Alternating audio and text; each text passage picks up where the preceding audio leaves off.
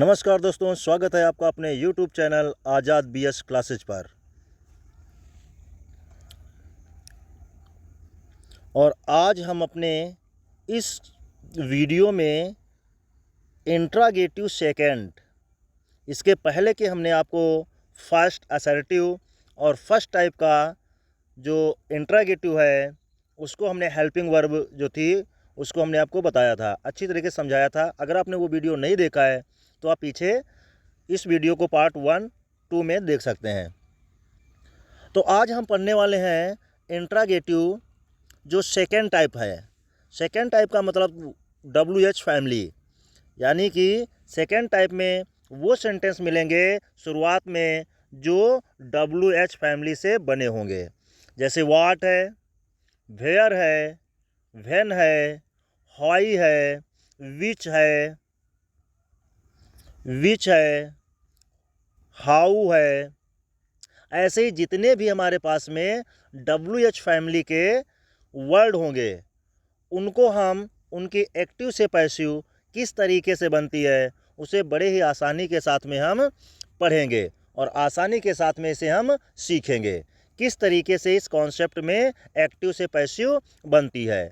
Inter में transformation में पढ़ने को मिलता है, हाई स्कूल में चैप्टर ग्रामर में पढ़ने को मिलता है और भी आपको 8वीं 6ठी में पढ़ने को मिलता है। तो अब हम देखेंगे एक्टिव वॉइस। एक्टिव वॉइस में आपको ऐसे ऐसे वर्ड मिलेंगे जिनमें तो कुछ परिवर्तन होता है, लेकिन कई ऐसे जो WH फैमिली होती है उसको हम ज्यों का त्यों रख देते हैं। अगर वाट है तो वाट ही रख देते हैं, व्हाई है तो व्हाई ही रख देते हैं, व्हेन है तो व्हेन ही रख देंगे, वेयर है तो वेयर ही रख देंगे। लेकिन यहाँ पे जो हु होता है उसको हम चेंज कर देते हैं। हु जो होता है उसको हम बाई होम से चेंज करते हैं। ये आप अपने दिमाग में रख लीजिए, क्योंकि जितने भी आपके एक्टिव से पैसिव में WH फैमिली आपके आते हैं, लेकिन हु में जो होता है सो बाई होम से चेंज करते हैं, बाकी आप वैसे ही रख देते हैं।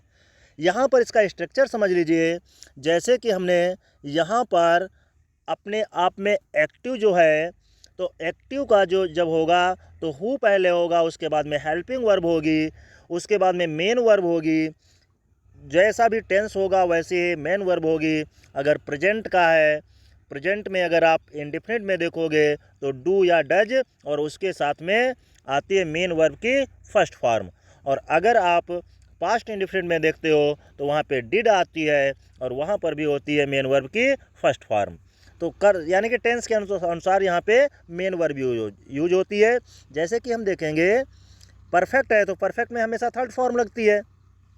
तो और उसके बाद में हम लिखेंगे नाउन या प्रोनाउन, यानी कि चाहे नाउन हो या फिर प्रोनाउन हो।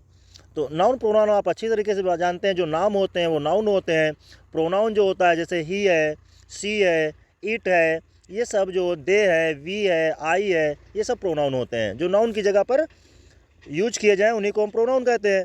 तो ये हमारा एक्टिव वॉइस का स्ट्रक्चर होगा। पैसिव वॉइस में हम क्या करेंगे, जब हु वाला वर्ड होगा, इसको ध्यान से समझ लीजिए, जो हमारा हु वाला होगा, ये हमारा हु है, तो जो हु वाले होंगे उसके सबसे पहले हम प्रीपोजिशन अर्थात बाई का प्रयोग करेंगे। क्या का प्रयोग करेंगे? बाई का। जितने भी हु के होंगे उनमें सबसे पहले हम क्या लगाएंगे? बाई लगाएंगे। उसके बाद में होम लगाएंगे। देखिए, प्रीपोजिशन प्लस होम, यानी कि बाई और प्लस होम। उसके बाद में हेल्पिंग वर्ब और उसके बाद में जो ही हम लिखेंगे तो नाउन होगा या प्रोनाउन होगा। आप समझ लीजिए, हेल्पिंग वर्ब के बाद में क्या आएगा? नाउन या प्रोनाउन आएगा और उसके बाद में थर्ड फॉर्म आएगी। उसके पहले बाद में क्या आएगी? थर्ड फॉर्म आएगी। अगर यहाँ पर देखिए आपको जैसे हैव है तो नाउन के बाद में बीन लगाएंगे। अगर इज है तो इज के बाद में नाउन लिखेंगे, नाउन के बाद में बींग लगाएंगे। तो इस तरीके से हम इसे स्ट्रक्चर में चेंज कर लेते हैं। जैसे हम एग्जाम्पल में देखते हैं तो एग्जाम्पल हमारा है, एक्टिव में दे रखा है और एक्टिव में है who has beaten you, who has beaten you. तो यहाँ पर कह रहा है, आगे देखिए मार्क ऑफ इंट्रागेटिव लगा हुआ है। तो जैसे हम पैसिव बनाएंगे तो हम क्या करेंगे, हु के पहले बाई लगा देंगे। तो बाई लगाएंगे तो हु को हम हुम में बदल देंगे। और अब देखिए यहाँ पे यू है तो यू के अनुसार हम हेल्पिंग वर्ब लगाएंगे, क्योंकि इधर ये ऑब्जेक्ट आ जाएगा। तो हु के जब यहाँ ऑब्जेक्ट है तो ये सब्जेक्ट के रूप में हो जाएगा। तो यहाँ पे यू के अनुसार हम हेल्पिंग वर्ब लगाएंगे और हेल्पिंग वर्ब हमारी हो जाएगी हैव। यहाँ पर देखिए हु एक वचन था तो हैज लगा था, और यहाँ पर यू जो है बहुवचन है तो हैव लगा है। उसके बाद में देखिए जैसे हमने कहा था हेल्पिंग वर्ब के बाद में नाउन रखेंगे या प्रोनाउन रखेंगे।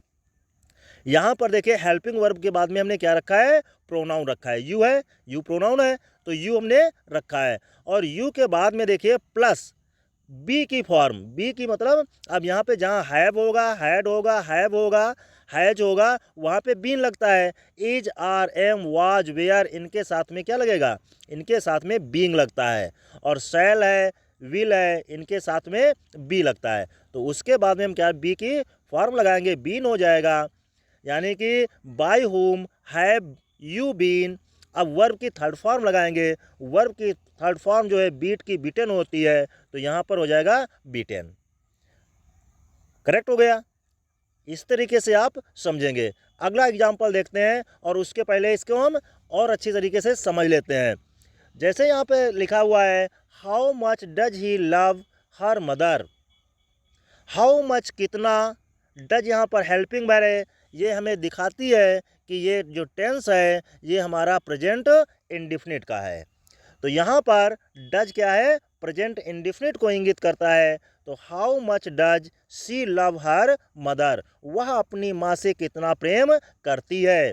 तो अब इसको जो हम पैसिव बनाएंगे तो पैसिव में इसका हम बना देंगे हाउ मच।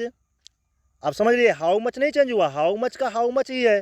तो हाउ मच, अब यहाँ पे डज था प्रेजेंट इंडिफिनिट में, तो यहाँ पे हम हेल्पिंग वर्ब लगाएंगे कर्ता के अनुसार इज और एम। तो यहाँ पर देखिए हर मदर है, हर मदर उसकी माँ एक है तो लग जाएगा इज। तो how much is her mother loved, love की थर्ड फॉर्म क्या होगी, loved, by her, by her, C का क्या हो जाएगा, हर हो जाएगा। तो यहाँ पर हो जाएगा बाय हर, आगे लगा देंगे प्रश्नवाचक चिन्ह। ऐसे आपका ये कंप्लीट हो जाएगा। उसके बाद में हम एग्जाम्पल देखते हैं। Where are they playing the tennis match. Where माने कहाँ, आर माने हैं, दे माने वे, प्लेइंग माने खेल रहे, द टेनिस मैच टेनिस का मैच, यानी कि वे टेनिस का मैच कहाँ खेल रहे हैं। ये एक्टिव में है और जो ही हम इसको पैसिव बनाएंगे तो पैसिव में हमें बनाने के लिए सीधा सा ये एक्टिव है, तो एक्टिव को जब जैसे ही हम पैसिव बनाएंगे तो ये हो जाएगा, वेयर को हम वेयर ही रखेंगे। अब हेल्पिंग वर्ब उधर क्यों लाएंगे, द टेनिस जो है ये ऑब्जेक्ट है, द टेनिस मैच, तो ऑब्जेक्ट को जैसे लाएंगे तो उसके अनुसार हमारी हेल्पिंग वर्ब लगेगी। तो टेनिस मैच जो है एक वचन है तो इज लग जाएगा। अब देखिए यहाँ पर स्वतः आर लगा हुआ है तो उसके आगे बीइंग लगा देंगे। तो where is tennis match being played by them. अब देखिए प्लेइंग की थर्ड फॉर्म क्या हो जाएगा, प्लेड हो जाएगा, बाई से इसे जोड़ देंगे और दे का क्या हो जाएगा, दे का देम हो जाएगा। आगे आप प्रश्नवाचक चिन्ह लगा देंगे। इस तरीके से आपका सेंटेंस कंप्लीट हो जाएगा। अच्छी तरीके से इसे समझ लीजिए। जहाँ पे हमने अब देखिए पहले क्या था, हु वाला था, हु वाले में हमने क्या किया था, बाय हुम लगाया था। तो हु वाले में क्या था, बाय हुम था। देखिए हु है, बाय हुम है। अब यहाँ पर देखिए सेंटेंस को, जैसे यहाँ देखा हाउ मच है तो हाउ मच देखिए पहले लगा हुआ है, और उसके बाद में देखा हमने जैसे यहाँ पे वेयर है तो वेयर भी हमारा वैसे ही उतरा हुआ है, वैसे लगा है। यानी कि ये सेंटेंस जो है वैसे ही रखे रहते हैं, हेल्पिंग वर्ब चेंज हो जाती है, उसके बाद में आप वर्ब की जो होती है वो थर्ड फॉर्म लगाई जाती है। अगला एग्जांपल देखिए, अगला है why have you stolen my book. Why माने क्यों, have you stolen, have you stolen my book, तुम have, why have you stolen my book, तुमने मेरी पुस्तक क्यों चुराई। अब यहाँ पर है, अब इसका जब हम पैसिव बनाएंगे ये तो एक्टिव में है, और ज्यों ही हम इसका हम पैसिव बनाएंगे तो व्हाई को हम ज्यों का त्यों लिख देंगे व्हाई। अब इसको बुक के अनुसार माई बुक है तो करता है, माई बुक है एक वचन है तो यहाँ पे हेल्पिंग वर्ब भी एक वचन के अनुसार लगेगी तो हैज हो जाएगा। Why has my book been stolen by you. यहाँ पर स्टोलन जो यू था ये आपका सब्जेक्ट के रूप में था, और इधर जो होगा वो आपका यहाँ पे ऑब्जेक्ट के रूप में आ जाएगा। तो बाय यू आपका कंप्लीट हो जाएगा। इसके अनुरूप देखेंगे, अगला एग्जाम्पल देखेंगे तो अगले एग्जाम्पल में है when did the return the book. When माने कब, डिड ही रिटर्न तुमने वापस की, द बुक पुस्तक, तुमने पुस्तक कब वापस की। ही है, ही माने वह, यानी कि उसने पुस्तक कब वापस की।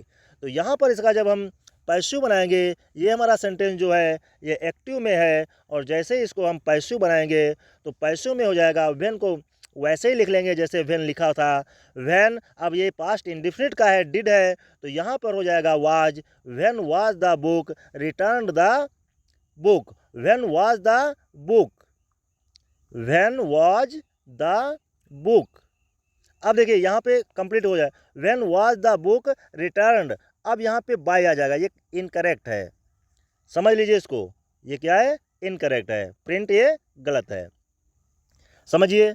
देखिए व्हेन को हम ज्यों का त्यों लिखेंगे, कंप्लीट है, व्हेन हो गया। डिड है, यहाँ पे पास्ट इंडिफिनिट है, पास्ट इंडिफिनिट में जो पैसिव वॉइस में हेल्पिंग वर्ब लगती है इज और एम लगती है, तो यहाँ इज आर एम नहीं, यानी कि प्रेजेंट में लगती है।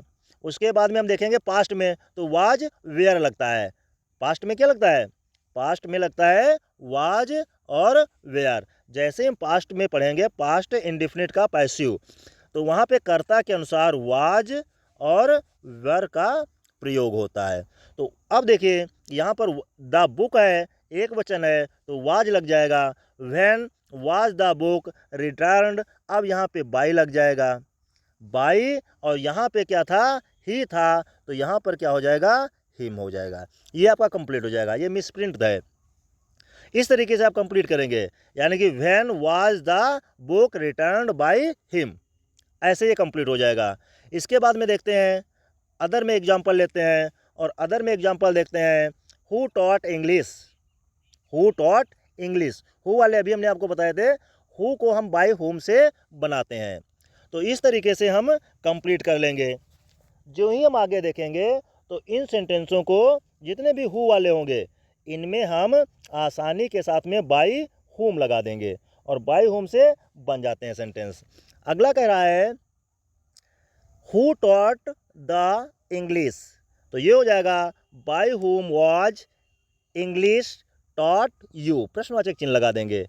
अगला है हु डिड इट, ये कई बार पूछा जाता है, छोटा सा होता है लेकिन ये कई बार एग्जाम में पूछा जाता है, बोर्ड एग्जाम में बहुत ही इंपॉर्टेंट होता है।